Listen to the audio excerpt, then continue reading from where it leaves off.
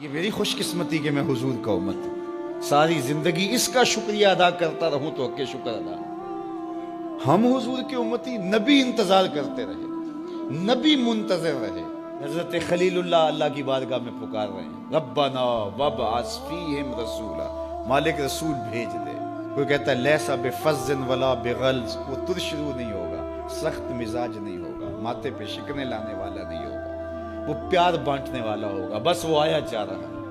حضرت عیسیٰ نے تو نام بھی بتا دیا نا، مبشرم برسول یاتی من بعد اسمہ احمد، لوگوں میں جا رہا ہوں، چلو نام بھی بتا دیتا ہوں، میرے بعد جو آنے والا اس کا نام احمد ہوگا۔ نبی انتظار کرتے رہے، 12 نبیوں نے انتظار کیا حضور کی امت میں ہونے کے لیے، تمنا کی۔ نستورہ راہب انتظار کرتا رہا، بحیرہ راہب انتظار کرتا رہا۔ شب ہجر کی سختیاں کوئی اس سے جا کے پوچھے، تیری راہ تکتے تکتے جسے صبح ہو گئی۔ زندگیاں گزار دی انہوں نے۔ سلمان فارسی کی کہانی سن لو، مجوسی کے بیٹے تھے، حق کی طلب میں نکلے، باپ نے گھر سے نکال دیا، ایک پادری کے پاس جا کے رکے، زندگی بھر اس کی نوکری کی۔ جب اس کا آخری وقت آیا، اس نے کہا میری تدفین کے بعد غموریا چلے جانا، وہاں کا پادری خدا رسیدہ ہے، تجھے اس سے کچھ مل جائے گا۔ کہتے میں وہاں سے غموریا آ گیا، پھر اس پادری کی ساری زندگی خدمت کی۔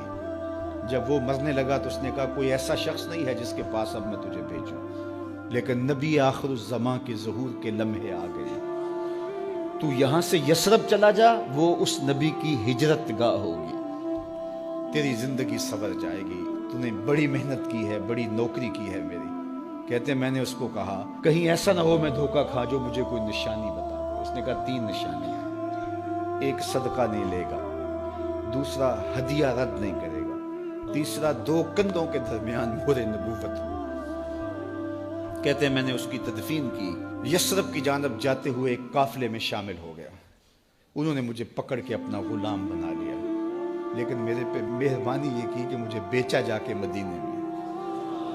ایک یہودی نے مجھے خرید لیا، میں اس کے باغ میں گوڈی کرتا تھا، کام کرتا تھا، کھجوریں توڑتا تھا، لیکن میں انتظار میں تھا کہ کبھی وہ نبی آخر الزمان آئے تو مجھے دید ہو، کبھی عرش پر، کبھی فرش پر، کبھی ان کے در، کبھی در بدر۔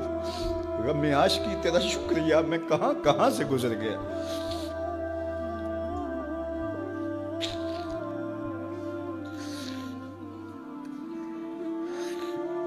کہتے ہیں ایک دن میں اپنے باغ میں کھجوریں توڑ رہا تھا کہ ہواؤں میں مستی پیدا ہو گئی اور ہر سمت سے طلع البدر علینا کی صدائیں گونجنے لگیں۔ میں سمجھ گیا کہ وہ لمحے آ گئے، میں نے چھلانگ لگا دی اور دوڑ پڑا۔ میرے آقا نے سمجھا شاید غلام بھاگ گیا، اس نے دوڑ کے مجھے پکڑ لیا۔ میں نے اس کو کہا کہ میں نوکر تیرا ہی ہوں، لیکن دل نوکر کسی اور کا ہے، میں بھاگوں گا نہیں، مجھے جانے دے۔ میں کچھ کھجوریں لے گیا تھا صدقے کی نیت سے، جا کے حضور کو پیش کی۔ آقا کریم نے فرمایا ہم نبی صدقہ نہیں لیتے۔ کہتے ہیں نشانی ایک پوری ہو گئی، کہتے ہیں کہ میں کچھ دنوں کے بعد اور کھجوریں لے گیا اور میری نیت ہدیہ کی تھی، میں نے پیش کی، حضور نے قبول فرما لی، لیکن میں بھی کہتا تھا تیسری نشانی بھی پوری ہو لے تو پھر مانوں گا، اور وہ کیا تھی؟ 2 کندھوں کے درمیان مہر نبوت۔ کہتے ہیں ایک دن حضور میرے باغ میں آئے اور آقا کریم نے اپنے مبارک کندھے پہ چادر رکھی ہوئی تھی اور چادر کی اوٹ میں مہر نبوت چھپی ہوئی تھی، اور میں پیچھے ہو کے دیکھتا تھا، اور میری آرزو یہ تھی کہ کوئی تیز جھونکا ہوا کا آئے اور چادر ہٹ جائے اور میں مہر نبوت کی زیارت کر لوں۔ حضور میرے ارادہ قلب سے آگاہ ہوئے، فَأَلْقَى إِلَيَّ رِدَاءَهُ، حضور نے چادر اتار کے میری جانب پھینکی اور پھر ایسے رخ کر کے فرمایا انظر الی ما امرت بہ، اس پادری نے جو بتایا تھا دیکھ لے آ کے۔ تو کہا میں نے دیکھا کہ حضور کے کندھوں کے درمیان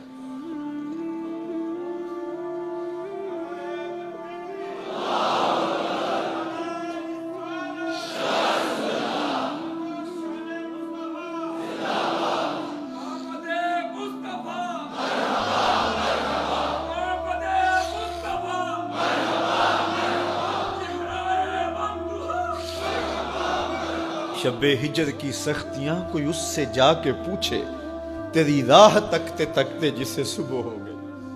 ہم نے تو کوئی انتظار نہیں کیا نا، ہم نے تو کوئی دکھ نہیں سہا، ہم سوئے تھے مقدر جاگ اٹھے. ہمارے والد مسجد سے مولوی صاحب کو بلا لائے. انہوں نے کان میں آ کے کہا مبارک ہو تو حضور کا نوکر بن کے آ رہا. میرے والد گرامی ایک شعر جھوم کے پڑھا کرتے تھے, محمد جانے جانا ہے پیغمبر ہو تو ایسا ہو, رسولوں کی بشارت سے مبشر ہو تو ایسا ہو, امر توقیر کا سب کو موکر ہو تو ایسا ہو, کیا ہم کو غلام ان کا مقدر ہو تو ایسا ہو.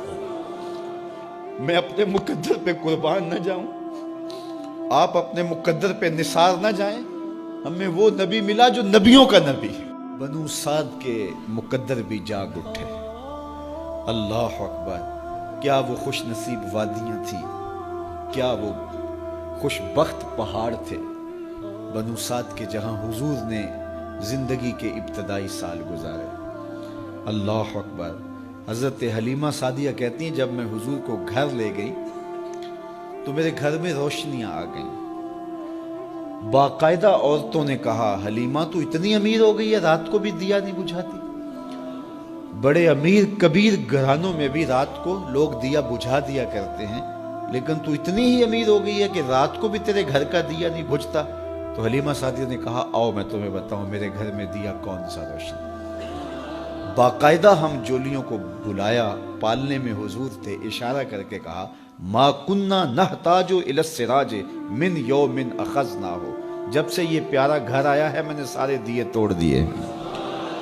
دیے کی ضرورت نہ مشعل کی حاجت, عجب روشنی تو نے پائی حلیمہ, بڑی تو نے توقیر پائی حلیمہ, بنی تو محمد کی دائی حلیمہ.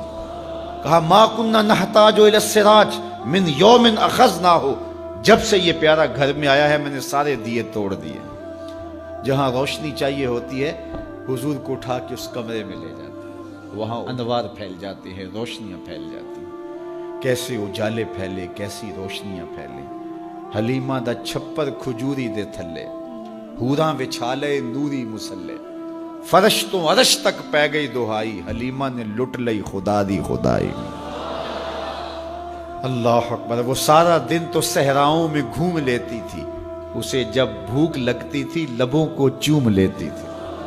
بخت جاگے حلیمہ سعدیہ کے حضور ان کے گھر آئے. اللہ اکبر. جدھر سے گزرتے گئے نور پھیلتا گیا, انوار پھیلتے گئے. حضرت سیدہ طیبہ طاہرہ حضرت عائشہ سلام اللہ علیہا فرماتی ہیں کہ میں کچھ سی رہی تھی کہ میرے ہاتھ سے سوئی گر گئی. اب حضور کے گھر میں دیے میں جلانے کے لیے تیل بھی نہیں تھا. میں پریشان تھی, سوئی گر گئی. اتنے میں حضور تشریف لائے. حضور مسکرائے, کہتی ہے میں نے گمی ہوئی سوئی تلاش کر لی. اللہ اکبر. تو یہ روشنی تھی, یہ انوار تھے.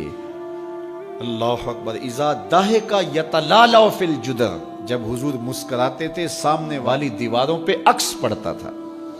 اللہ اکبر. جب مسکراتے تھے نور پھیل جاتا تھا. اذا تکلم رؤیا کالنور یخرج من بین ثنایاہ, حضور کے سامنے والے دانتوں میں ہلکا سا فاصلہ تھا, اور جب آقا کریم گفتگو کرتے تھے وہاں سے نور کی کرنیں چھن چھن کے نکلتی تھیں, انوار پھیل جاتے تھے. ایسا نوری ماحول, ایسا نورانی چہرہ. حضرت ابو ہریرہ بولے کل قمر لیلۃ البدر لم ارى قبلہ ولا بعدہ مثلہ. کیا پوچھتے ہو, 14ویں رات کا چمکتا ہوا چاند تھے میرے حضور. پھر کہا نہیں نہیں نہیں, حضور جیسا نہ پہلے دیکھا نہ بعد میں دیکھا. حضرت حسان بن ثابت پاس کھڑے تھے. کہا دیکھتے کیسے, کسی ماں نے جنم دیا ہوتا تو دیکھتے. خدا نے وہ سچائی پن چھڑیا جدے وچ محمد نو ٹالیا سی. حسینہ جمیلہ دا منہ موڑ دیتا, محمد بنا کے قلم توڑ دیتا. مثل او در عالم امکان متصور نیست. حضرت شیخ مجدد کہتے ہیں حضور کی مثل بزم عالم میں ممکن ہی نہیں ہے, ہو ہی نہیں سکتا. اور اقبال کا لہجہ بھی دیکھیے, رخ مصطفیٰ ہے وہ آئینہ کہ اب اس سا دوسرا آئینہ, نہ کسی کی بزم خیال میں نہ دکان آئینہ ساز میں.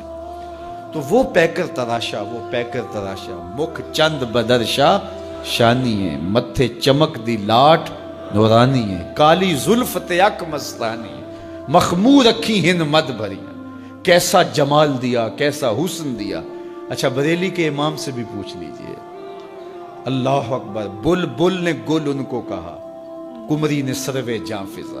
بلبل کی منتہائے پرواز تو یہی ہے نا، کسی کو پھول کہتے. بلبل نے گل ان کو کہا، کمری نے سروے جاں فضا، حیرت نے جھنجھلا کر کہا یہ بھی نہیں وہ بھی نہیں. خورشید تھا کس زور پر، کیا بھر کے چمکا تھا قمر، بے پردہ جب وہ رخ ہوا یہ بھی نہیں وہ بھی نہیں. وہ حسن دیا وہ جمال دیا اللہ نے اپنے محبوب